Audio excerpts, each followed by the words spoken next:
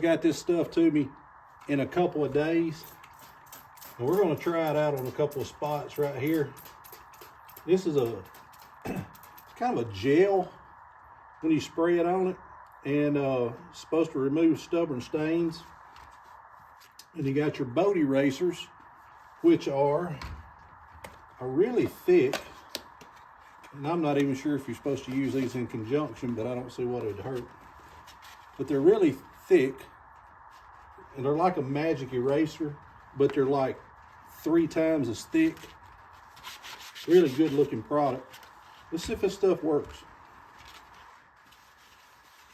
Man, does it? Does it? Wow, I'm impressed. It just wipes right off. I'll get the camera and bring it close up in just a second. We'll do a close up and let you see it. That's amazing.